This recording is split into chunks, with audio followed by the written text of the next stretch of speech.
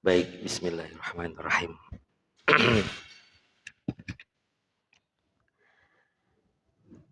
Assalamualaikum warahmatullahi wabarakatuh.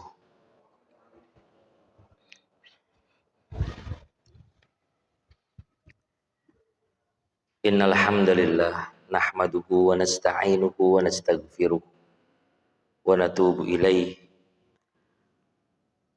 wa na'udzu billahi min syururi anfusina wa min sayyiati a'malina. May yahdihillahu fala mudilla lahu wa may yudlil fala hadiyalah. Asyhadu an la ilaha illallah wahdahu la syarikalah wa asyhadu anna Muhammadan abduhu wa rasuluh. Allahumma salli wa sallim wa barik ala sayyidina Muhammadin wa ala alihi wa ashabihi ajmain, amma ba'd.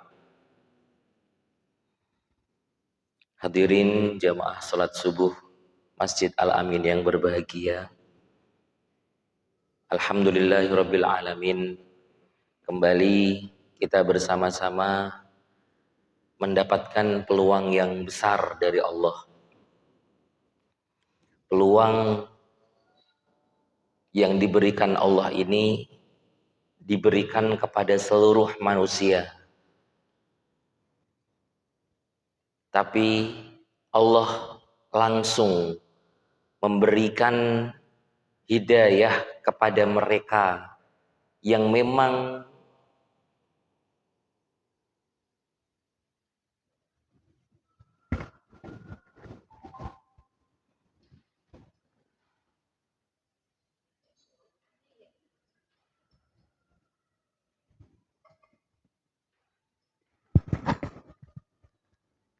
Bu Umi,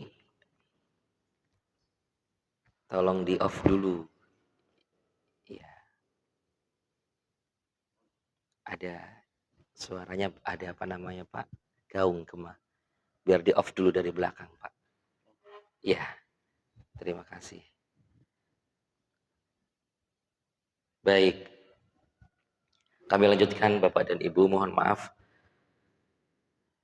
Ada beberapa hidayah Bapak dan Ibu yang diberikan oleh Allah kepada umatnya, dan levelnya itu Bapak, yang pertama ketika seluruh manusia mendapati waktu yang sama. Sebagian mereka ada yang kafir kepada Allah. Kalau kafir kepada Allah jelas itu sudah selesai urusannya, dan biarkan Allah yang menilai orang itu. Kemudian kita sebagai hamba Allah sama-sama mendapati waktu subuh, sama-sama melewati pukul 4, kemudian 4:04, kemudian 4:30, kemudian saat ini jam 4:52. Itu ternyata aktivitas manusia muslim berbeda-beda antara satu orang dan orang lainnya. Baik, ini yang serem, ini yang ini. Oh baik, ya.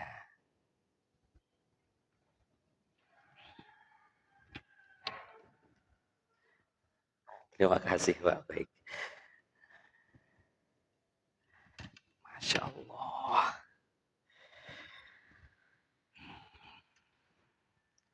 Hadirin Bapak dan Ibu, alhamdulillah kita seluruhnya kita bersyukur sama Allah karena kita diizinkan oleh Allah. Yang pertama, kita diizinkan bangun pagi. Dan ini merupakan satu nilai tersendiri, satu nilai kebaikan tersendiri bagi kita. Kenapa seperti itu? Karena Rasulullah Shallallahu Alaihi Wasallam mendoakan kita, mendoakan umat Rasulullah Shallallahu Alaihi Wasallam, semoga mereka baik. Sebentar Bapak Ibu ya, ini masih ya.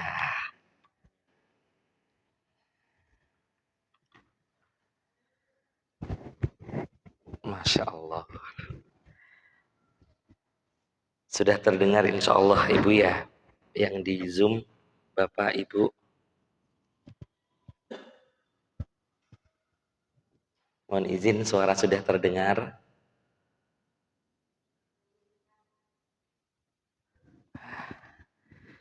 Baik, kita lanjutkan saja, tidak apa-apa. Bapak dan Ibu, kita diizinkan untuk bisa bangun tidur, kemudian mengucapkan doa yang tidak semua manusia bisa mengucapkan doa itu. Ini adab yang tinggi yang hanya dimiliki oleh orang-orang khusus di antara umat muslim ini. Apa doa itu? Alhamdulillahilladzi ahyana ba'dama amatana wa ilaihin nusyur. Di dalam doa itu ada pengakuan. Pengakuan kalau kita ini orang iman. Kita itu beriman kepadamu loh ya Allah. Aku itu bangun tidur langsung bisa ibadah kepadamu ya Allah. Mana bukti ibadahnya? Ini aku buktikan. Ketika aku bangun, aku berdoa kepadamu ya Allah. Alhamdulillah. Di situ ada pengakuan iman yang besar. Ketika kita mengatakan atau mengucapkan ahyana ba'dama amatana. Masya Allah. Kalau doa ini dibaca pelan, kemudian kita memahami artinya, Masya Allah. Seakan-akan kalau kita sudah bangun, itu enggak ngantuk lagi. Kenapa? Karena kita sudah mengakui Allah itu yang menghidupkan. Allah itu yang mematikan. Baru saja ya Allah, engkau buat seakan-akan mati. Baru saja. Tapi kemudian dengan Rahman, dengan Rahim, dengan kemurahan-Mu ya Allah, kemudian engkau membangunkan aku. Masya Allah. Ahyana ba'dama amatana. Kemudian ditutup wa ilaihin nusyur. Kepadamu nanti aku kembali ya Allah. Bapak dan Ibu, ada pengakuan yang besar. Maka di antara sunnah dan di antara adab, ketika kita membangun rumah, mohon izin, ini kalau yang sudah terjadi, kalau yang rumahnya sudah jadi, sudah terbangun, maka pelan-pelan saja mempraktekannya, atau bisa di otak-atik rumahnya. Maksud saya, ketika ada adab tidur, itu satu di antaranya adalah memposisikan kita itu seperti nanti posisi kita ketika di dalam lubang kubur. Maksudnya bagaimana? Kalau kita, mohon izin, masuk ke alam kubur, kepala kita itu di sebelah mana, Bapak? Utara, ya. Kemudian kita menghadap ke arah kiblat. Kita ngadep ngulon. Iya. Dan adab tidur itu kan juga sama, miring ke kanan. Kita posisikan itu.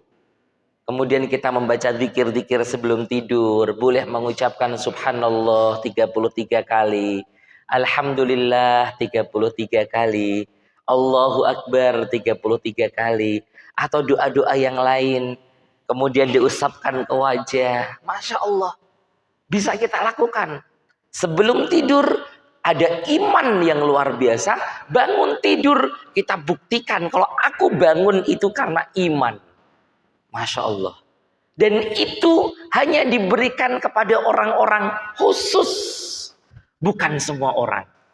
Karena banyak orang yang bangun tidur itu terlupa. Mohon maaf. Atau dilupakan oleh Allah agar tidak membaca doa itu. Padahal itu pengakuan iman. Alhamdulillah. Itu pengakuan iman yang luar biasa. Di hari akhir ya ibadallah. Di hari akhir nanti itu ada kalimat-kalimat tertentu.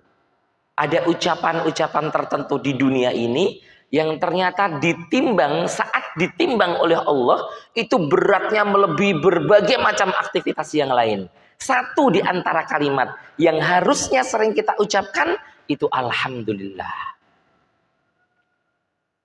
Maka Bapak, ketika ditanya oleh seseorang, Bapak berangkat dari rumah, kemudian mohon izin bertamu ke tempat yang lain. Misalkan saya dari rumah, kemudian saya ingin bertemu dengan Bapak Imam. Kemudian saya janjian, saya masuk ke rumah Pak Imam. Pak Imam bertanya, apa kabar Pak Arif? Begitu misalkan. Kalaupun saya dalam kondisi sakit, itu Rasulullah memberi contoh adab untuk tetap mengucapkan Alhamdulillah. Masya Allah. Itu kalimat mudah, Alhamdulillah ini. Tapi kalau diucapkan benar, sesuai dengan hati, kemudian sesuai dengan perintah, kemudian sesuai dengan adab, itu timbangannya akan terasa berat. Ketika ditanya oleh seseorang, apa kabar Pak? Dan kondisi kita sehat, kita mengucapkan Alhamdulillah. Ketika kita sakit, Alhamdulillah.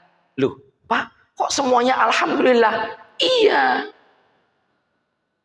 Karena Rasulullah juga seperti itu. Ketika ditanya apa kabar? Kemudian dijawab Alhamdulillah. Alladzi bini'matihi tatimmus sholihah. Ketika dalam kondisi sehat, dalam kondisi bahagia. Mohon izin, ini tanggal-tanggal terakhir ya Pak ya. Biasanya sudah ada rasa-rasa tertentu. Waduh, besok tanggal 1 ini, kemudian bla bla bla, seperti itu. Bahagia dia. Alhamdulillah. Dalam kondisi sakit, meriang misalkan. Aduh, kok pegel-pegel badannya. Kok pilek, kepala pusing. Sepertinya ini meriang ini. Ketemu teman-teman yang lain, jamaah yang lain. Jangan mudah mengucapkan, aduh saya sakit Pak. Bantu Pak, saya sakit. Jangan mudah seperti itu. Bahkan kalaupun kita berada di rumah sakit posisinya dan kita masih bisa berkomunikasi, ditanya apa kabar Pak, kita mengucapkan Alhamdulillah ala kulli hal. Masya Allah. Ucapan Alhamdulillah yang keluar dari lisan orang beriman itu bernilai timbangannya berat. Maka hadirin rahimani wa rahimakumullah, untuk memulai kajian pagi hari ini, saya pernah mendapati beberapa jamaah yang memang memiliki rasa optimisme hidup tinggi. Ketika jamaah tersebut sakit, kemudian kita tahu beliau itu sakit, kemudian jamaah ini tetap hadir di masjid. Kemudian ketika ditanya, Bapak kenapa tetap hadir di masjid? Lawang posisi Bapak sakit dan ada rukhsah, ada keringanan untuk di rumah. Iya. Ada beberapa jawaban yang keluar dari lisannya. Di antaranya, ya cuman gini doang. Cuman sakit gini doang. Gak apa-apa. Satu. Sampai jamaah itu berpegangan dengan saya. Memegang saya itu.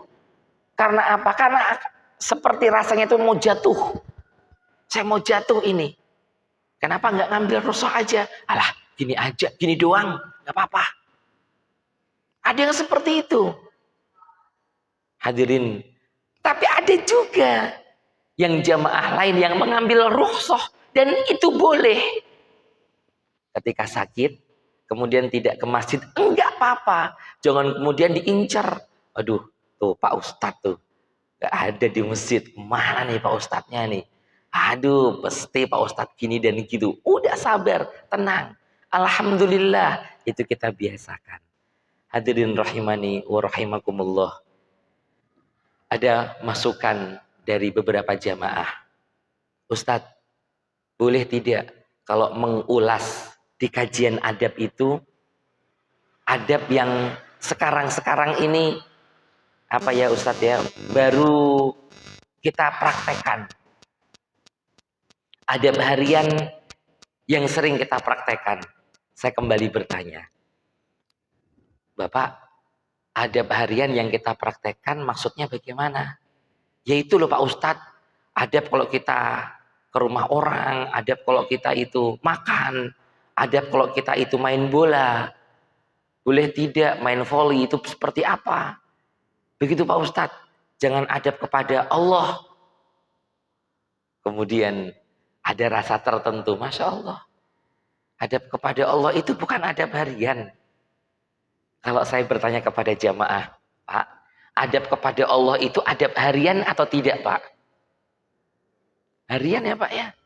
Harian. Masya Allah. Hanya saya khususnya itu akan menempatkan beberapa contoh tertentu dalam selipan-selipan adab. Itu saya mohon izin dari sekarang. Kenapa harus seperti itu? Karena saya nggak menjamin buku referensi adab kita itu dua, Pak. Satu bukunya itu tadi subuh ketika kami masih sempat membuka itu seperti ini tebalnya. Saya tidak menjamin buku itu akan selesai setahun, 2 tahun. Kenapa? Karena memang di buku itu disebutkan pointer saja. Contoh seperti ini. Adab bertamu. Nah, cuma disebutkan adab bertamu, ikhlas kepada Allah. Itu saja. Padahal Bapak, ketika adab bertamu, ikhlas kepada Allah, itu maksudnya gimana? Itu perlu diberi apa istilahnya? Catatan khusus. Ikhlas itu siapa yang ikhlas? Coba, ya kalau tamu yang datang ke rumah itu sudah punya tanda. Dia lagi. Mesti nih ada sesuatu. Ngobrol awalnya enak, nanyain kabar, nanyain anak gimana. Udah sukses ya, ujung-ujungnya. Namun, saya mohon maaf Pak. Beberapa hari ini kok anak saya yang di sana minta transferan. Dan saya belum ada. Kira-kira kalau saya pinjem boleh tidak? Kan biasanya, mohon izin ya Pak ya, biasanya kalau kita sudah tahu orang ini itu sering minjem, itu baru ngetok pintu aja kita langsung gimana rasanya Pak? Gimana rasanya? Tuh, kancing. Yang lebih dari kancing itu kerja sama keburukan dalam rumah tangga. Itu yang paling buruk. Nah, bilang, ayah nggak ada, sana ke depan. Atau ngomong ke istri, Mama, ingat ya Maya, kalau ada orang itu mah ketemu di jalanan, hati-hati. Emang kenapa ya? Itu tuh mah, ayah punya sesuatu sama dia. Sesuatunya apa? Ayah nggak nyaman kalau ketemu. Emang kenapa ya? Udah berkali-kali minjem uang ayah, tapi sampai sekarang belum dikembaliin. Wih, orang itu ya, Masya Allah ya. Justru istri malah dukung keburukan suami. Coba Pak, yang begitu itu ada apa tidak? Hah, bener Pak? Itu gimana itu? Saya baru kemarin, kira-kira hari Kamis. Hari Kamis malam Pak. Hari Kamis malam. Ketemu dengan orang yang pernah, qadarullah saya itu pernah berbuat baik dengan orang itu. Kemudian kali pertama, ya saya nggak apa-apa berbuat baik. Kali kedua, kali ketiga, saya dapat informasi. Karena saat itu kali ketiga bertemunya di masjid. Kemudian ada jamaah lain yang memberitahu saya. Udah berapa kali dipinjam uangnya? Loh, tahu. Kok tahu begitu? Kemudian saya tanya, Alhamdulillah, insya Allah kalau memang ada dibantu. Kemudian orang itu ngomong, udah sering dia ke saya, tapi sampai sekarang nggak ada niat baik untuk mengembalikan atau mengangsur. Kemudian saya ces hatinya, oh ya begitu. Kamis malam Jumat kemarin yang lalu, saya bertemu dengan orang itu. Masya Allah Pak, Masya Allah. Saya duduk berdampingan, kemudian saya ditanya, gimana kabarnya? Sehat Pak, Alhamdulillah. Baru mau nyukurin anak. Oh anak sudah berapa sekarang? Masih 2 Pak, Alhamdulillah ini. Jadi pertanyaan yang dulu itu dimulai lagi, sama pertanyaannya. Anak masih berapa, sehat enggak? Ujung-ujungnya dia ngomong, nepuk ke paha saya. Ada enggak? Kalau dulu pakai mukaddimah yang baik, saya begini, saya begitu. Kalau sekarang enggak, ada enggak? Langsung begitu. Alhamdulillah Pak, saya sampaikan ini alhamdulillah, istrinya lewat. Kemudian istrinya mengatakan, "Papa, ngapain di situ?" Enggak, Mah, enggak. Langsung dia pergi. Saya belum jawab apa-apa. Coba kalau saya ketemu itu di situ itu saya mau ngomong apa coba kira-kira Pak? Di tempat cukur rambut coba. Masya Allah. Ini bisa dibayangkan ini. Saya sudah mendapati kasus itu. Akhirnya saya munculkan di tema ini. Bukan adab makan duluan, mohon izin kepada jamaah, tapi adab bertamu duluan. Karena lebih sensitif urusannya. Kalau adab makan, sudah hafal ya Pak ya doanya? Karena doanya pendek betul. Bismillah, itu saja. Begitu, Bismillah, itu saja. Nggak usah panjang-panjang. Kalau Bapak kemudian nanti, Ustadz, saya pernah diajarkan oleh guru saya. Ada doanya, Allahumma barik lana fima razaqtana wa qina adzabannar. Saya menjawab, sama Pak. Saya diajarkan juga oleh kiai saya doa itu. Tapi yuk kita belajar lagi bareng-bareng. Di Al-Amin boleh. Kita sambil ngobrol boleh. Begitu. Kenapa? Karena ada doa yang pendek dan itu yang saya ambil. Bismillah. Bukan Bismillahirrahmanirrahim. Bismillah. Kenapa seperti itu? Satu. Insya Allah akan kita berikan jawabannya di pekan-pekan yang akan datang. Gitu ya Pak ya. Ini sekarang kita fokus ada bertamu. Baik. Kemarin kajian adab yang lalu itu kita closing di doa ini. Kemudian saya menyampaikan kepada Bapak sekalian. Untuk apa Pak? Jangan ada yang alasan lupa nih. Awas nih ya alasan lupa. Untuk apa Pak kemarin? Aduh. Untuk, ya boleh benar. Untuk mendoakan teman-teman yang lain dengan doa ini atau doa yang sejenisnya. Yang kedua untuk apa lagi Pak? Setelah didoakan, kemudian kalau kita baru di posisi seperti sekarang, nggak membawa catatan, kita pengen mendoakan ini tuh gimana caranya? Harus diapakan dulu? Disimpan. Sudah ada yang menyimpan, jazakumullah Pak Yus kemarin, disimpan di handphone. Kemudian, aduh, qadarullah, handphonenya ketinggalan. Tapi aku mau mengucapkan doa ini, nggak ada di catatan. Berarti kita mengandalkan kekuatan hafalan. Yang menjadi pertanyaan, sudah dihafalkan bersama-sama atau belum? Kalau belum, sekali lagi, nggak apa-apa Pak, satu kali lagi kita baca bersama. Allahumma alif baina qulubina. Baik, pelan-pelan. Ini langsung saya bacakan artinya. Ya Allah, alif baina qulubina. Satukan hati kami. Sampai di sini bisa difahami Bapak? Satukan hati kami.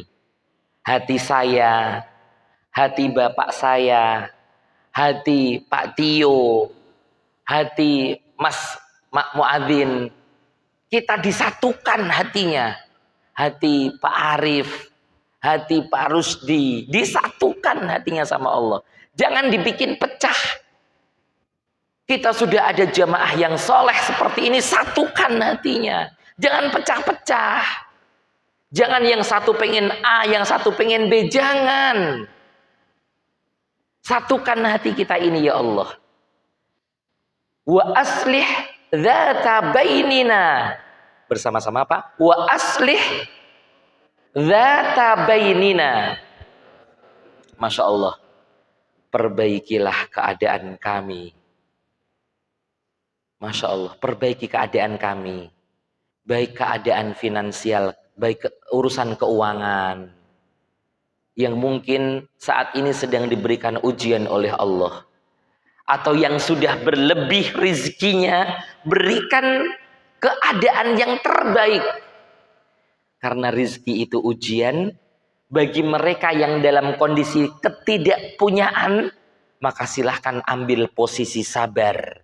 Dan sabar itu adalah adab yang terbaik. Bagi yang sudah diberikan kelebihan rizki, ambil posisi syukur. Dengan cara memberi lebih. Karena dengan memberi lebih itu rizki akan dilipat gandakan oleh Allah. yang saat ini dalam posisi ilmu dunianya, ilmu hitung menghitung, ilmu berbisnis, ilmu urusan kesehatan mungkin belum punya banyak. Yuk kita bareng-bareng belajar ilmu tentang ibadah mahdoh, tentang syahadat, sholat, zakat, siam, haji. Yuk kita belajar bersama. Ilmu tentang perbedaan pendapat, yuk kita belajar bersama. Tapi satukan hati kami ya Allah. Kalau memang di antara saudara kami yang ada di masjid ini kok berbeda pendapatnya dengan saya, tolong saya tetap berikan hati yang lebar untuk mencintai jamaah. Gak ada rasa pengen menjatuhkan, menyalahkan, kemudian memberikan cap yang buruk kepada jamaah lain. Jangan ada. Tapi satukan. Oh, dia berbeda dengan saya. Gak apa-apa, masih sama syahadatnya. Dia berbeda dengan saya. Gak apa-apa, masih bareng-bareng sholat. Dia berbeda dengan saya, enggak apa-apa. Tapi karena orang tua kita semuanya muslim, enggak apa-apa. Dia berbeda dengan saya, enggak apa-apa. Dia masih menggunakan jilbab. Terus seperti itu. Satukan hati kami, perbaiki keadaan kami. Yang biasanya, mohon maaf Bapak. Saya ulang kembali, mohon maaf. Yang biasanya sering suudzon dengan sesama orang beriman. Suudon itu ngomong jelek, ngomong kotor, ngomong negatif. Tolong diperbaiki keadaan kami. Jadikan hati kami ini putih, bersih. Kalau dia orang Islam, ketika saya tanya, Assalamualaikum, masih menjawab Waalaikumsalam. Masya Allah, itu saudara yang harus mendapatkan doa dari kami. Ketika masih terlihat dia memegang kalamullah, Al-Quran masih dipegang oleh dia, masih dibaca, Qurannya sama, dia harus mendapatkan doa-doa dari kita seluruhnya. Jangan kemudian kita mempeta-petakan orang Islam sesuai dengan keinginan kita. Dia mah beda sama kita. Kenapa bedanya? Kalau kalau ngaji khusus. Ngajinya khusus, nggak boleh ngaji berjamaah begini, khusus dia ngajinya. Kemudian kita suudon, nggak boleh. Begitu pula yang ngajinya bersama-sama begini, orang yang ngajinya khusus tadi nggak boleh juga komentari. Ya, dia ngajinya ngaji umum, pengajian umum, kayak kita dong, pengajiannya spesial, pakai kitab berbahasa Arab. Jaga hati kami, satukan kami, perbaiki keadaan kami. Kemudian mari dilanjutkan Bapak. Wahdina subulas salam. Masya Allah, tunjukilah kami jalan keselamatan. Ya Rob, Masya Allah, ini doa pendek. Penggalan pertama, penggalan kedua, dan penggalan ketiga itu sudah mencukupi berbagai macam kebaikan di dunia. Satukan hati kami ya Allah, yang awalnya suami dan istri mungkin belum bisa nyambung, satukan hati kami. Suami, istri, dan anak kok belum nyambung, satukan hati kami ya Allah. Dengan keluarga besar belum juga nyambung, satukan hati kami ya Allah. Perbaiki keadaan kami yang du'afa menjadi berpunya untuk gemar melakukan kebaikan. Yang belum punya ilmu, hobinya itu mencari ilmu. Yang lisannya kurang gemar berzikir, dibikin lisannya itu senang sekali dengan zikir. Yang biasa mencaci maki saudara, kemudian hati ini menjadi ringan untuk merangkul itu saudara-saudara seiman dan mendoakan kebaikan untuk mereka. Tunjuki kami jalan keselamatan menuju surga. Untuk orang-orang beriman, untuk orang-orang beriman yang mungkin ada sedikit perbedaan, cari kesamaannya. Aku sama denganmu, Pak. Kita sama-sama menyembah Allah. Kalaupun ada perbedaan, itu enggak membuat saya dan Bapak kemudian sakit hati. Enggak. Seperti itu hadirin rahimani wa rahimakumullah. Yuk Pak, kita jalan bareng. Kita melangkah bareng ke surga. Satu di antaranya melalui Masjid Al-Amin ini. Masjid yang tidak boleh di sini ini tidak boleh untuk melihat berbagai macam perbedaan. Aduh, Bapak berbeda, tolong Pak, masjidnya yang lain. Enggak boleh. Ini masjid terbuka untuk umum. Ini masjid sekolah Nisrina. Ini masjid fasilitas sekolah untuk mengejawantahkan kurikulum dari sekolah Nisrina. Nisrina diajarkan adab, di masjid diajarkan adab. Nisrina mengajarkan ukhuwah Islamiyah, di masjid ini mengajarkan ukhuwah. Memang masjid ini sedang tumbuh dan berproses. Kita belum bisa memberikan yang banyak. Dispenser, naam, ada airnya, tapi sering mungkin tidak on yang panas. Maka ketika hadirin akan minum, silahkan minum jemaah. Tapi susah kalau mau minum teh. Karena hanya ada gulanya, tehnya nggak ada. Atau ada kopinya, tapi air panasnya belum nyala. Akhirnya kan nggak mungkin nyeduh kopi, tapi kok pakai air dingin. Itu satu hal. Kami akan perbaiki itu insya Allah. Kemudian ketika ada tamu, tamunya kok rombongan, tamunya kok banyak. Saya usul hadirin, saya usul. Jangan dibawa ke tempat lain. Jangan. Di atas ada tempat. Ada karpet. Tamunya silahkan di Al-Amin saja. Ada kamar mandi. Ada tempat untuk sholat. Kalau tamunya di atas, Masya Allah. Kalau ada adzan berkumandang, tuan rumah yang membawa tamu itu ke masjid, dia akan dapat pahala. Kenapa? Karena orang itu akan termotivasi untuk ikut sholat berjamaah. Masya Allah. Ada kebaikan-kebaikan di masjid ini. Dan kita doakan semoga masjid ini terus berproses menuju titik yang lebih baik. Hadirin jamaah sekalian. Ini kita cukupkan doa ini Pak ya. Nanti kita insya Allah lain waktu akan lebih berfokus. Allahumma alif baina qulubina wa aslih dzata bainina wahdina subulas salam. Masya Allah. Merangkum seluruhnya. Satukan hati kami, perbaiki keadaan kami, tunjukkan kami jalan-jalan keselamatan. Kalau di saudaraku yang berbeda itu ada jalan keselamatan. Kalau di saudaraku itu yang ternyata sedikit perbedaannya, ada jalan keselamatan. Tunjuki aku untuk mencontoh dia ya Allah. Mungkin hatiku ini kotor, hatiku penuh dengan dosa. Saudaraku yang meskipun sholatnya berbeda, kok dia itu gampang mengucapkan salam ya. Assalamualaikum Pak Ustadz. Assalamualaikum Pak. Tapi kenapa hati saya itu ketika melihat yang lain, sedikit perbedaan yang ada di saudara lain, susah mengucapkan salam. Terus lempeng aja kalau pas naik motor. Padahal ketemu saudara-saudara di perjalanan. Atau ketika naik kendaraan, jelas itu ada saudara kita. Nggak sempat itu mencet klakson. Nggak sempat buka jendela. Lurus aja. Hadirin rahimani wa rahimakumullah. Alif baina qulubina aslih dzata bainina wahdina subulas salam. Hadirin rahimani wa rahimakumullah. Rasulullah sallallahu alaihi wasallam menyampaikan sabdanya berkaitan dengan tamu.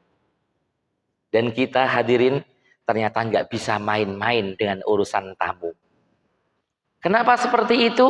Karena urusan tamu atau urusan bertamu itu adalah urusan iman.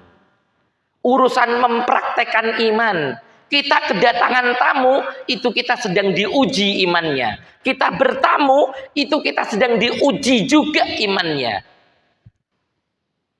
Maka kenapa sampai muncul satu hadis, la tasyuddur rihal, jangan kamu paksakan untuk berkunjung ke masjid A, ke masjid B, ke masjid C, kecuali ketiga masjid. Haram, Masjidil Haram, kemudian Masjid Al-Aqsa dan Masjid Nabawi. Jangan kamu paksakan, jangan kamu mati-matian mengumpulkan rezeki, kecuali untuk perjalanan jauhmu ketiga masjid ini. Saya belum pernah ke Al-Aqsa. Dan semoga nanti di antara jamaah Allah beri kemampuan untuk bisa berkunjung ke masjid-masjid yang 3 itu. Apalagi kalau sampai ngajak saya, Masya Allah. Saya sangat bahagia itu. Di Masjid Haram, apa yang kurang dari mereka yang menyambut kita ya ibadallah? Pernah hadirin rahimani wa rahimakumullah, di salah satu kesempatan kami berkunjung, Masya Allah, baru di pintu, belum sampai pintu masjid, saya sudah dimuliakan karena saya tamunya Allah. Apa itu bentuk pemuliaannya? Saya dibagi plastik untuk menyimpan sandal. Yang membagi itu Masya Allah asal sobek beri. Karena plastik di sana itu bukan plastik yang seperti kita plastik kresek ada tentengannya. Tapi ada plastik khusus. Seperti kalau kita membeli plastik yang panjang-panjang untuk lembar-lembaran itu. Tinggal disobek, diberikan jamaah yang akan masuk masjid. Karena SOP, standar operating prosedurnya di Masjidil Haram seperti itu. Sandal itu bisa dibawa masuk, tapi dimasukkan ke dalam kantong atau tas. Kalau kita sekarang sudah ada peningkatan, dan saya bersyukur, jazakumullah kepada para jamaah, jazakumullah khairan. Ketika masuk masjid, sandal sudah mulai rapi. Saya bersyukur. Itu baru proses akan masuk masjid. Begitu sampai di pintu masjid, disambut oleh security, naam. Itu tugasnya mengamankan. Bayangkan Pak, masjid di Indonesia yang dijaga oleh security di depannya, itu masjid-masjid tertentu. Tapi ada satu masjid tertentu yang viral beberapa bulan ini. Di Subang ya Pak ya. Ada laki-laki menyambut tamu Allah. Silahkan Pak, di sana tempat wudhunya, sandalnya letakkan di sini. Kemudian dengan sopan mengucapkan salam. Masya Allah. Itu teladan yang baik untuk masjid kita Al-Amin. Untuk jemaah sekalian. Sama disambut di sana. Bahkan saya diolesi minyak wangi. Diolesi itu. Ada security yang berdiri membawa seperti kantong seperti itu. Kemudian setiap jemaah yang masuk diolesin. Ini sedekah, Masya Allah. Pahalanya banyak. Dan kalau kita melihat ke sisi kiri masjid, beberapa pekan yang lalu atau 1 bulan yang lalu, itu ada minyak wangi ya Pak ya. Tapi sekarang qadarullah minyak wangi itu sudah habis. Silahkan Pak. Ambil peluang itu untuk mendapatkan lipatan pahala dari jamaah yang sholat. Itu adab. Bertamu, menerima tamu. Masya Allah. Ini praktek dari iman. Karena urusan bukan urusan kecil. Siapa di antara jamaah yang kemudian memiliki komentar positif terhadap masjid ini? Karena jamaah itu adalah tamu kita dari DKM Masjid Al-Amin. Jamaah itu adalah tamu. Kita yang bertugas untuk menservis tamu itu. Di sini sudah disiapkan kotak saran. Sebentar lagi insya Allah dipasang. Karena sudah ada saat itu jamaah yang memberikan masukan. Pak Ustadz, kenapa Pak Ustadz? Setiap kali kita sholat, mohon maaf nih, AC-nya turun jeglek. Itu baru 1 atau 1 bulan sebelumnya kita merasakan Masya Allah masjid ini adem, nikmat, bahagia. Dan baru beberapa pekan ada salah satu pengurus DKM yang men-share foto ada jamaah tamu yang kemudian berjamaah di Al-Amin, kemudian menulis di bawah tulisannya itu. Dia mengatakan begini, masjid ini baru, tapi adem sholat di sini. Dia belum tahu kalau AC kita itu kalau malam jeglek, lampu tiba-tiba padam. Kemudian dicari masalahnya di mana, terus seperti itu. Sebagai pelayanan dan sebagai bukti iman. Pelayanan dan bukti iman. Maka tolong hadirin rahimani wa rahimakumullah, kalau ada tamu yang datang, berhati-hatilah. Karena saat itu kita sedang membuktikan kualitas iman.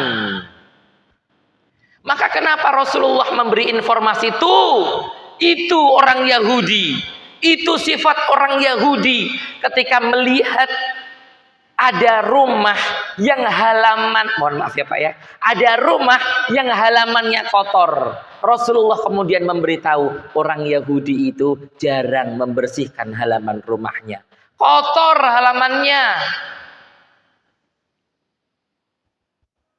Maka hadirin, kalau jamaah sering melihat di lingkungan kita ini kan sering habis subuh pada ngambil sapu, kemudian nyapu. Dulu ketika saya hidup di Magelang dengan bapak dan ibu saya di Temanggung, kalau enggak musim hujan itu sering kita melihat subuh atau ketika suasana masih kondisi gelap belum terang, itu orang sudah mulai nyapu. Masya Allah, itu adab. Masya Allah, adab yang begitu tinggi. Tapi sekarang dengan mulai menghilang dan mulai berkurangnya halaman, yang dulunya itu halaman banyak tanah yang luas, kemudian kita menyapu, kemudian dengan satu dan berbagai hal, rumah para jamaah atau mungkin rumah bapak saya juga sudah nggak ada itu kotoran-kotorannya, kotoran dari daun kering, sudah nggak ada di rumah bapak saya, sudah nggak ada. Tapi tetap saja halaman rumahmu itu adalah wajah pertama imanmu. Masya Allah, tinggi sekali Rasulullah memberikan contoh. Itu orang Yahudi begitu Pak. Disebutkan kalau mereka itu nggak suka membersihkan halaman. Mohon maaf Pak. Iya, lawang kita itu Pak, mandi itu ada dua modelnya. Kita ini orang Islam Pak, mandi saja itu ada dua model. Ada mandi biasa. Mandi biasa itu yang nggak pakai SOP. Boleh kaki duluan. Boleh langsung nyebur ke kolam renang yang nggak pakai SOP. Tapi kalau mandinya khusus itu pakai SOP. Cuci tangan sudah mengucapkan basmalah, membasuh dua kemaluan, kemudian setelah itu berwudu, kemudian setelah itu membasahi kepala, setelah itu menyiram tubuh, ditutup dengan mencuci kaki. Ada SOP-nya, itu mandi khusus. Tapi Pak, mohon izin, untuk orang-orang yang bukan beragama Islam, mandi itu momok bagi mereka, Pak. Itu beneran. Itu beneran, Pak. Budaya mandi untuk mereka itu nggak banyak. Saya sudah pernah membuktikan itu, Pak. Ketika ada lomba, lomba untuk mencari potensi-potensi orang, kemudian orang-orang itu diberi waktu. Kemudian setelah diberi waktu dibuktikan bahwa mereka itu bangun tidur, bahkan ketika tidur itu kan masih pakai, kalau yang perempuan masih pakai tambahan bulu mata dan lain sebagainya. Kemudian ketika bangun tidur biar cepat menuju studio karena dia akan rekaman dan lain sebagainya, dia hanya mencukupkan diri dengan gosok gigi, kemudian dandan ulang, kemudian masuk ke studio. Nyemprot-nyemprot minyak wangi, masuk studio. Coba Pak, kalau kita Pak, beda. Mau ke masjid, mau bertamu ke rumah Allah, prosedurnya dari rumah sudah berwudu. Bayangkan Pak, suci, tubuh itu suci. Masuk masjid, Masya Allah. Siapa lagi kalau bukan orang Islam? Yang begitu itu adabnya. Ini baru adab ke rumah, ke dalam rumah Allah ini. Belum lagi adab yang lain. Setelah suci tubuhnya, kita pilih baju yang paling baik sebagai bukti dari iman lagi. Kalau memang seragam kantornya itu seperti itu, pakai itu seragam kantor, nggak apa-apa. Seragam kantor misalkan baju di belakang ada tulisannya, misalkan tulisan motivasi, kita semua yang terbaik, atau logo perusahaan Bapak Ibu tapi naruhnya di belakang. Ya sudah, pakai itu dipakai. Atau kalau memang tidak ingin mengganggu jamaah yang di belakangnya, ada rompi tambahan, polos rompinya. Pakai itu. Itu adab bertamu ke rumah Allah.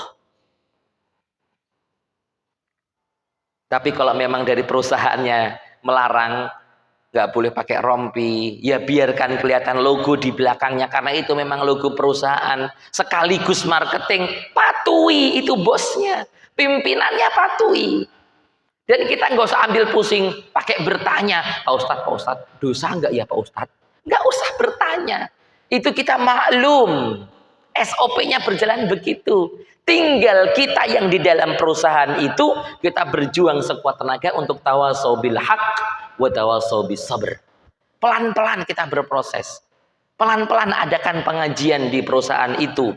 Ngobrol bersama, kemudian sampaikan kalau ada logo di belakang baju kita dan digunakan untuk sholat, itu ada kemungkinan jamaah yang di belakang kita tuh terganggu. Lah wong ada kok Pak, ada orang yang masuk ke dalam rumah Allah tapi membawa pakaian yang dibenci oleh Allah. Satu di antaranya adalah pakaian yang disebutkan di belakangnya itu nama orang kafir. Yang sering ini bapak-bapak, mohon izin.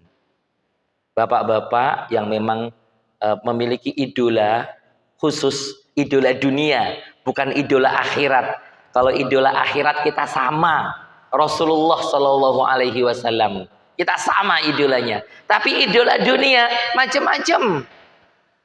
Ada yang mengidolakan si A, si B, enggak apa-apa. Tapi jangan orang kafir yang dijadikan idola. Kalau ternyata terlanjur seperti itu, jangan dibawa ke masjid. Misalkan ada nama di kaos bolanya, itu nama orang kafir, jangan bawa ke masjid Pak. Adabnya itu kurang, jangan. Dan itu pernah terjadi ketika saya berkunjung di dua masjid itu. Saya berkunjung dan saya melihat, ya kok kayak gini. Tapi nggak mungkin saya menegur karena saya pakai bahasa Indonesia, dia pakai bahasa yang lain. Kalau saya ngomong, mas, kok kayak gitu kaosnya? Nanti dia malah ngomong apa? Jangan-jangan ngomongnya pakai bahasa Arab yang saya nggak tahu. Malah nggak bagus. Lebih baik saya diam. Hadirin, ini bertamu itu luar biasa. Buktinya iman.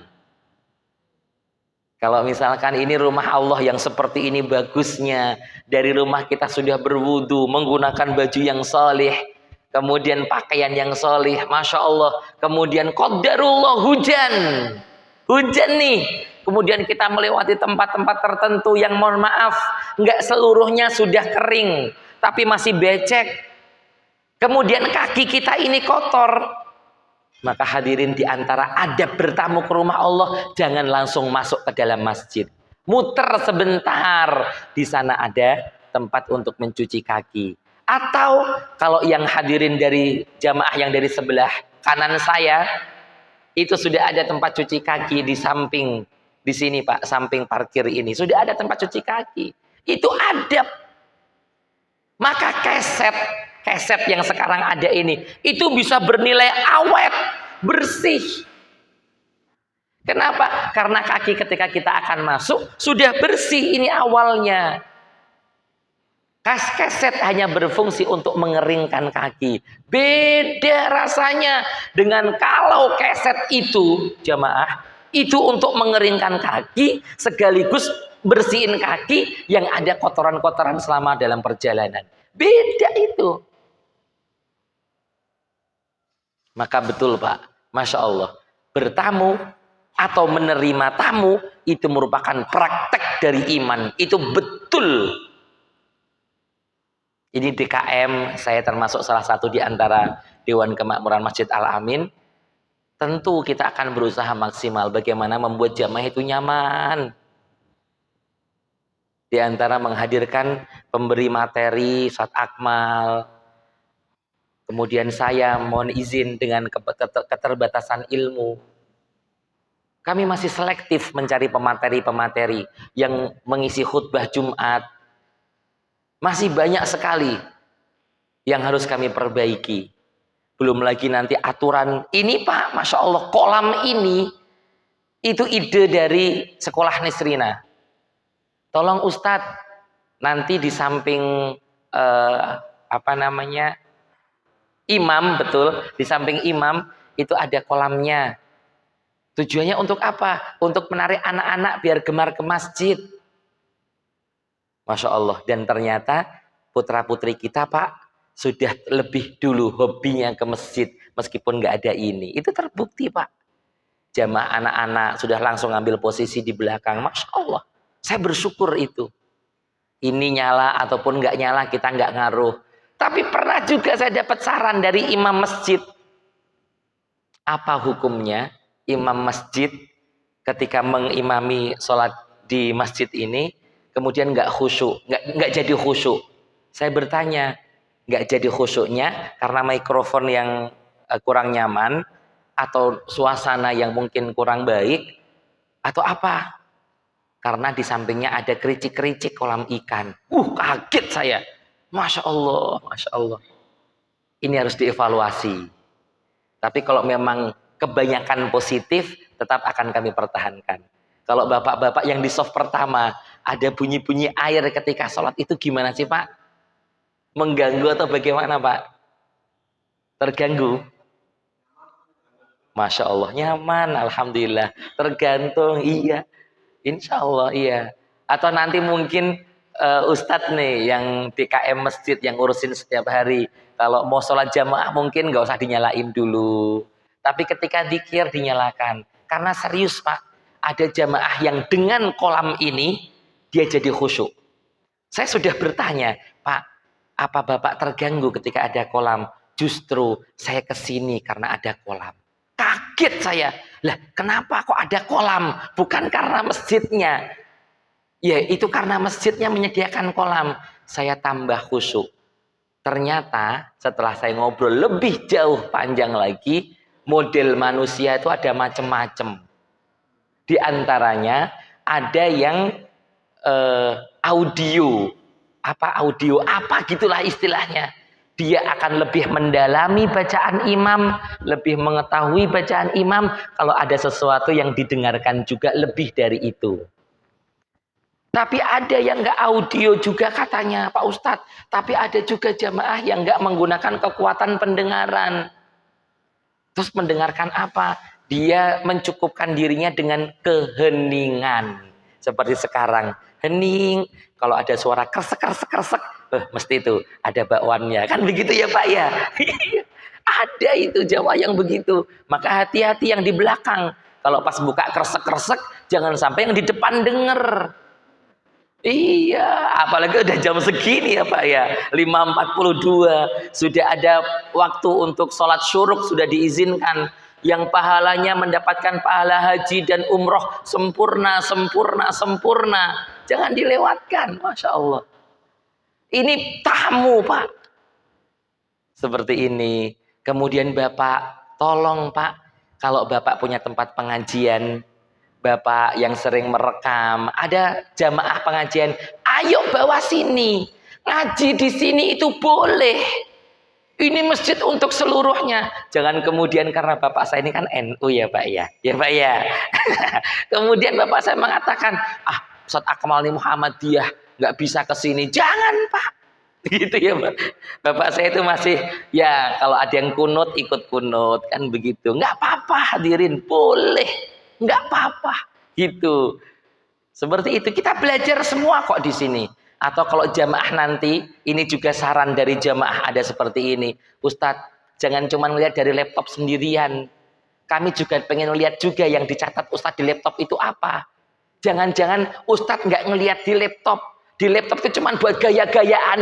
Ada yang ngomong gitu. Betul itu Pak. Itu awal-awal kita ngaji, saya buka laptop itu ngomong begitu. Beneran nggak sih Pak Arif ada tulisannya? Coba Pak. Dan jazakumullah khairan. Baru kita berpikir saat itu sudah ada kontraktor yang ngukur ini Pak. Mohon izin di tiang ini 1 dan 2 akan diberikan slide layar Pak, maaf. Betul. Layar sudah diukur oleh kontraktor. Nanti di sini Ustadz ya layarnya ya. Jadi ketika saya atau Ustadz Akmal menyampaikan materi, kami lebih maju ke depan. Ada proyektor nyorot seperti ini. Masya Allah. Nggak lama dari itu jamaah wakaf TV. Dan yang wakaf TV nggak satu orang, dua. Bingung kita menerima, kok ada dua. Akhirnya yang lebih duluan kita berikan standing Pak ya. Ini satu. Yang belakangan wakafnya kemudian jadi timer dan nanti papan informasi. Masya Allah. Terus kita seperti itu. Semoga ini masjid menjadi kebaikan kita bersama dalam menjamu tamu Allah dan kita sebagai tuan rumah untuk menghormati para tamu itu. Hadirin jamaah rahimani wa rahimakumullah. Ini motivasi yang luar biasa dari Nabi kita Shallallahu Alaihi Wasallam. Buktikan imanmu dengan menerima tamu. Buktikan imanmu dengan menjadi tamu yang tamu yang sopan dan tuan rumah yang sopan semuanya. Tamu yang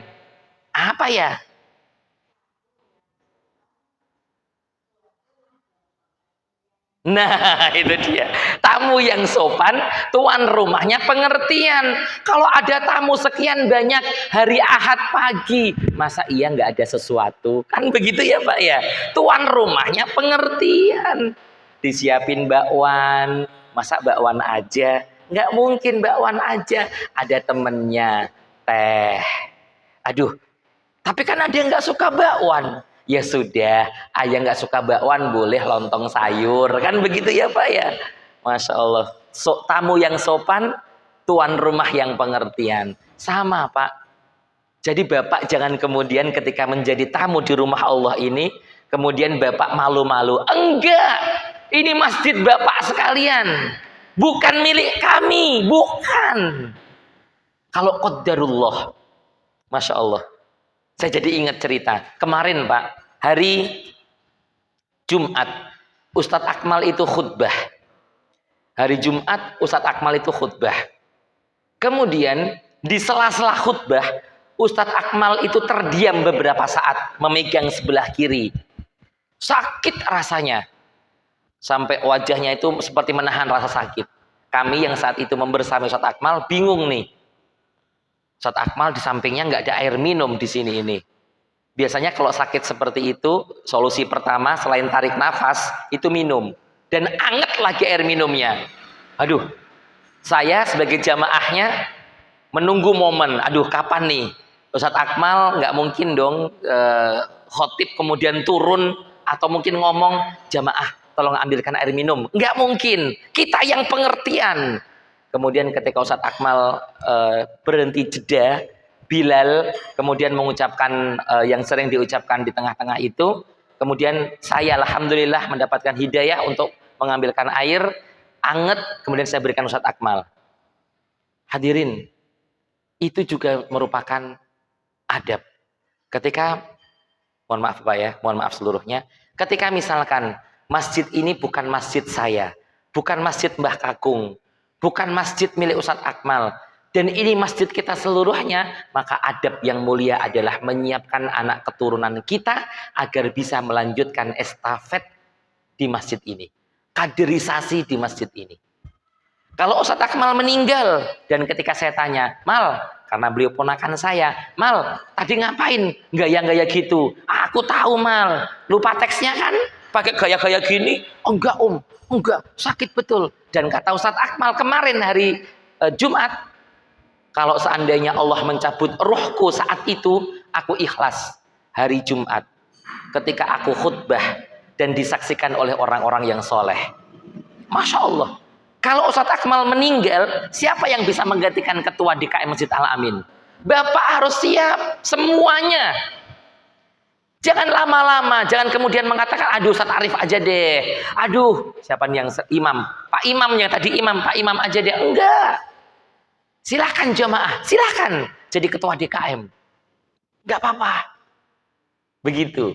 Ini masjid kita, ada tamu Allah, ini rumah Allah. Rumah Allah itu untuk seluruhnya. Dan bahkan hadirin, rumah Allah yang di Makkah, yang di Madinah, itu kan juga dimasuki oleh orang-orang yang menurut kita berbeda jauh, Syiah. Mereka masuk ke sana. Dan sudah ada video pendek, video kecil, video pendek lah, hanya beberapa detik atau menit seperti itu.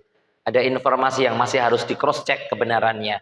Apakah mereka itu Yahudi atau orang Syiah atau siapa yang ketika masuk ke dalam Masjidil Haram itu tidak mengucapkan doa-doa yang baik, tapi malah mengucapkan seperti ibadahnya model-model orang-orang tertentu itu. Sudah ada videonya, pendek tapi harus di cross check, editan atau bukan. Kami mendapatkan dari grup Dewan Dakwah seperti itu. Masya Allah. Ini perhatian untuk kita seluruhnya. Kalau ada mohon izin, SOP harus dibangun. Kalau ada orang yang mohon maaf nih, orang nggak berpunya, masjid melakukan apa? Kalau ada orang mohon maaf nih, orang dengan gangguan kejiwaan masuk, itu apa sikap kita? Hati-hati sekali. Karena orang dengan gangguan kejiwaan masuk ke masjid, misalkan dengan pakaian yang lusuh, tapi kok masuk masjid, itu Masya Allah Pak. Jangan kemudian kita tendang-tendang, apa sih kamu pergi-pergi. Hati-hati. Kita harus bisa itu memposisikan diri sebagai tuan rumah di hadapan para tamu, meskipun orang dengan gangguan kejiwaan. Jadi yang masuk ke masjid ini itu jangan dipikir semua seperti kita. Coba lihat, Bapak pernah melihat ada ayam masuk masjid? Ayam. Coba mau kita apakan dengan masjid seluas ini? Kalau kita kejar-kejar itu, susah dia nyari pintu keluar. Tapi kalau kita mudah dia untuk keluar. Hati-hati juga. Ini untuk ayam bagaimana? Sudah ada pagar seperti ini. Kemudian kalau ada orang dengan gangguan kejiwaan seperti apa? Kalau ada ustadz besar seperti apa? Masya Allah, seperti apa? Nanti jamuan kita bagaimana? Seperti kemarin di sebelah kita Masjid Ar-Ridwan, di sebelah kita Masjid Ad-Dzikra, ada tamu-tamu besar. Kita nyambutnya seperti apa? Paling tidak, monggo Bapak jadi imam. DKM yang biasanya imam ngalah, silahkan Pak jadi imam. Seperti itu. Penghormatan, memberikan loyalitas dan lain sebagainya. Hadirin rahimani wa rahimakumullah. Yang pertama, bismillah, baik untuk di rumah kita maupun di Masjid Al-Amin. Kita itu harus ikhlas ketika kedatangan tamu, dan ini berat. Betul Pak, ini berat. Apalagi dalam kondisi rumah, kalau ini di rumah, dalam kondisi rumah yang tidak tertib. Ada tamu, nggak nelpon dulu, ujuk-ujuk, Assalamualaikum. Assalamualaikum Pak Ustadz. Saya udah di sini nih. Saya pernah Pak, saya pernah. Ujuk-ujuk teman-teman di pondok dulu datang ke rumah. Ya Allah, kondisi rumah nggak tertib. Waduh, Masya Allah, wah itu luar biasa itu, seru. Wis pokoknya itu kenangan, nggak terlupakan. Seru. Coba Bapak bayangkan, yang Bapak dengan kondisi rumah, mohon maaf, seperti saya. Rumah saya itu dibangunkan oleh Mbah Kakung. Dan Mbah Kakung punya ciri khas kalau membuat rumah. Nggak ada ceritanya sekat ruang tamu. Itu nggak ada. Langsung blong ke belakang. Karena pengennya Mbah Kakung rumah ini multifungsi. Nggak cuman rumahmu saja. Tapi rumah untuk jamaah. Kalau buat pengajian di rumah enak. Nggak harus magar-magar ini enggak. Masya Allah. Di tempat saya kan nggak ada Pak ceritanya ruang tamu. Nggak ada itu. Masuk ya sudah mentok dapur. Lah kalau dapur wajahnya hitam semuanya. Gimana? Ya kalau di atas tempat cuci piring numpuk. Gimana? Kan nggak nyaman itu. Wah gimana caranya ini? Akhirnya muter terus pikiran. Gimana caranya? Nasihatnya Mbah Kakung. Setiap kali ada satu kotoran, cuci. Piring kotor satu, cuci. Jangan nunggu numpuk. Saya pernah masih punya alasan ke bapak saya. Pak, saya kan ngajar. Tiap hari. Jam 6 udah berangkat. Jam 7 malam juga baru pulang. Terus capek. Terus gimana mau nyuci piring Pak? Tapi enggak juga kemudian kami berpikir mencari khotimah. Enggak, nanti dulu. Ini ada urusan yang belum selesai di internal kami nih. Belum selesai. Kami belum selesai ngurus ini dan itu. Dan alhamdulillah anak-anak sudah sedikit besar. Cara makannya kita rubah, nggak beli piring yang dari kaca, tapi dari melamin. Adlan, Aiman, selesai makan cuci sendiri. Alhamdulillah itu meringankan luar biasa. Ini ada sapu nak, tolong bantu. Masya Allah. Ikhlas ini beratnya minta ampun. Di tengah bulan, tamu yang datang banyak, dan itu kenalan kita. Wih, itu berat. Apalagi nggak ada pintu di rumah itu, pintu selain pintu utama untuk keluar rumah. Masya Allah. Kalau kita keluar rumah dari pintu yang lain, itu masih enak. Kita minta tolong, bu, ada sedikit rezeki, tolong beli sesuatu deh lewat pintu sebelah. Kemudian dihidangkan kepada tamu, nggak kelihatan.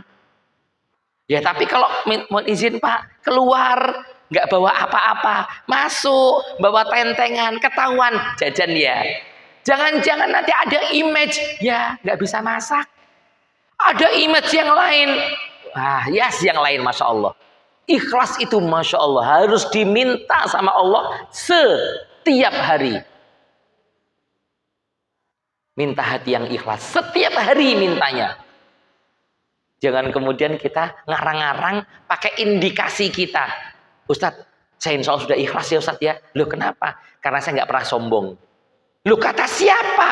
Itu kamu nggak berdoa, nggak minta kepada Allah biar dibikin ikhlas sama Allah, itu udah sombong. Kenapa? Doa huwal ibadah. Doa itu ibadah itu sendiri. Salat isinya ibadah, haji isinya ibadah, puasa isinya ibadah. Dan di antara ibadah-ibadah itu lihat mana yang nggak ada doanya. Haji full semuanya doa. Salat ada doa-doanya, Allahumma ba'id baini atau Allahu akbar kabiro. Kemudian pujian kepada Allah, at-tahiyatu lillah atau at-tahiyatul mubarakatus sholawatut thayyibatu lillah. Pujian kepada Allah, doa-doa, Masya Allah. Ikhlas diminta setiap hari. Dan tolong Pak, doakan juga saya biar bisa menjaga keikhlasan saya ketika menyampaikan ilmu. Keikhlasan saya ketika di jalan dipanggil, Pak Ustadz, Masya Allah. Itu berat karena ketika keluar, saya sudah diberitahu Pak. Ada yang memberitahu saya begini, Mas Arif kan udah Ustadz nih. Kalau keluar rumah tolong pakai peci dong. Aduh, saya udah bingung Pak. Kalau keluar rumah pakai peci dong, itu udah bingung saya. Terus kalau keluar rumah jangan pakai kaos oblong. Padahal saya senengnya itu kaos begitu-begitu itu. Aduh berat, Masya Allah, berat betul rasanya. Maka kalau ketemu saya di jalan, saya misalkan dengan anak-anak, kemudian saya pakai kaos oblong, tetap panggil saya aja Pak, nggak usah malu-malu, nggak usah pakai difoto, diviralin. Oh Pak Ustadz pakai kaos oblong, nggak usah Pak, biasa saja. Jadi Ustadz itu jangan kemudian jadi beban yang harus begini dan begitu kan. Naam, boleh itu. Ketika saya mengajar, ketika saya di sini pakai peci, jangan pakai topi, gitu. Meskipun boleh. Di Madinah saat itu saya melihat di samping saya itu orang sholatnya pakai topi ya, topi ada depannya begini. Betul, saya melihat itu. Ketika sujud diputer, sap begitu. Saya lihat itu. Kemudian nanti ketika berdiri baik ke depan lagi. Waduh. Ya, berarti ada yang sholatnya pakai topi. Boleh. Kalau Allah yarham. Ini Allah yarham. Semoga Allah mengampuni doa-doa dosa-dosanya. Allah tinggikan derajat beliau. Ustadz Ahzami Sami'un Jazuli itu pernah menyampaikan di sela ceramah-ceramahnya untuk santri. Saat itu kami mendengarkan dengan bapak saya mengkaji kitab Minhajul Muslim. Kemudian Dr. Ahzami Allah yarham itu menyampaikan, nah nggak ada aturannya. Kamu khutbah Jumat atau kamu seperti saya waktu itu berarti Ustadz Ahzami, kamu khutbah pakai helm, pakai itu nggak ada aturannya. Boleh-boleh saja. Tapi nggak benar itu. Karena adab itu meletakkan sesuatu dengan benar di tempatnya. Kalau di masjid, ya jangan pakai helm dong. Meskipun pakai helm, saya ceramah pakai helm, dosa nggak Pak? Enggak dosa, tapi enggak beradab. Oh, enggak di tempatnya. Tapi beda kasus ketika ada orang sekuler, ada orang liberal ngomong, ibu-ibu kalau ke pantai jangan pakai mukena. Beda itu, ikhlasnya beda. Kalau ibu-ibu ke pantai harus pakai bikini, wah itu bahaya. Itu sudah meruntuhkan bangunan Islam. Haram. Bahkan ngomong seperti itu juga hati-hati. Tapi kalau ke masjid pakai helm, masih nggak apa-apa itu. Tapi nggak beradab, nggak beradab. Kemudian dibuat oleh Ustadz Akmal bagaimana setiap kali kajian, Ustadz Akmal setiap kali kajian bukankah ada tulisan luruskan niat, begitu ya Pak ya di slide-nya. Betul, luruskan niat. Ikhlas nyambut tamu Allah. Ikhlas ketika melihat jamaah lain, jamaah yang baru hadir di masjid, kok sandalnya itu belum seperti sandal kita yang udah dibalik. Ikhlas untuk membalikkan sandal. Kemudian cuci tangan atau pakai sanitizer, silahkan. Hadirin rahimani wa rahimakumullah. Tuan rumah niat mengharapkan pahala. Kalau kita di KM, ada Pak Rusdi, di KM bagian sarana prasarana, ikhlas Pak, mencari pahala dari menyambut tamu-tamu Allah yang mulia. Masya Allah. Semua tamu Allah yang mulia, kalau tamu itu bahagia di masjid ini, sudah ada Pak Rusdi, sudah ada yang menyampaikan ke saya. Ada salah satu tamu mengatakan begini, Pak Arif, saya senang sekali dengan Masjid Al-Amin. Alhamdulillah jazakumullah khairan. Apa Pak yang membuat senang? Saraprasnya, sarana prasarana yang sebelah mana? Lantai keramik. Ini cerah Pak Arif, dibikin seperti ini. Ujung-ujungnya dia ngomong, mirip lapangan bola. Aduh, coba Pak, mirip lapangan bola. Kalau lapangan bola kan hijau muda, hijau tua, begitu kan Pak ya. Ini krem agak gelap, krem agak gelap. Dia ngomong begitu Pak Rusdi. Nggak apa-apa ya Pak Rusdi ya. Itu bagus ternyata, kayak lapangan bola Pak. Gitu. Tapi bukan berarti nanti ini juga bisa dijadikan tempat main bola, tidak. Gitu. Kita ngarep pahala dari jamaah. Ya kalaupun ada kritikan Pak Rusdi, nggak apa-apa. AC sudah alhamdulillah sekarang ya on terus, alhamdulillah. Kemudian tamu yang hadir juga dimohon untuk memiliki niat ikhlas ngarep pahala. Kalau kita jadi tamu jangan pernah ngeprank tuan rumah, seriusan. Bagaimana caranya nggak ngeprank Ustadz? Di antaranya adalah memberitahu dulu. Assalamualaikum Pak Arif, insya Allah nanti setelah duhur saya dan teman-teman akan bertamu ke rumah Ustadz. Bagaimana, diizinkan? Kemudian saya menjawab, silahkan Pak, diizinkan. Datang tepat waktu, jangan kemudian molor atau mendahului. Jangan juga ngeprank pas jam 1, Pak Arif maaf ya tadi ngeprank. Jangan saya udah nyiapin sop buntut, sop kambing, sop apalagi iga, udah menghabiskan banyak persiapan, tamunya nggak datang. Naam, mudah saja menghabiskan itu, bungkusin untuk tetangga, mudah. Tapi kan nggak sesimpel itu untuk menjaga ikhlasnya tuan rumah. Maka hati-hati sekali kalau kita bertamu. Praktek dari iman itu satu diantaranya bertamu. Pas menyediakan makanan, itu juga dilihat. Jangan semua makanan itu pedes. Karena saya, Pak Arif, kan Jawa ya Pak ya, itu kan belum tentu senang pedes. Maka pedesnya dipisahin. Seperti DKM sekarang, ada jamuan di belakang, itu enggak semuanya dipedesin. Tapi ada tempat khusus untuk tempat sambel. Ini adab yang mulia. Kemudian bagaimana nanti Rasulullah memberikan contoh-contoh yang banyak. Kemudian bagaimana ayat-ayat berbicara. Bagaimana dalil nanti berbicara. Insya Allah akan kita pelajari pada Ahad pekan depan. Mohon maaf, 2 pekan lagi. Karena Ahad yang besok, Ahad pertama, itu kajian ekonomi Islam oleh Ustadz Abiyu Muhammad. Sudah pukul 6:04, saya mohon maaf atas semua kekurangan. Kita tutup dengan hamdalah dan bacaan kafaratul majlis bersama. Alhamdulillahirabbil alamin. Subhanakallahumma wa bihamdika asyhadu an la ilaha illa anta astaghfiruka wa atubu ilaik. Semoga hati kita ini disatukan oleh Allah. Kemudian kita diberikan kelonggaran hati untuk terus mendoakan saudara-saudara kita sesama saudara beriman dan kita seluruhnya dimasukkan ke dalam surga. Amin ya rabbal alamin. Assalamualaikum warahmatullahi wabarakatuh.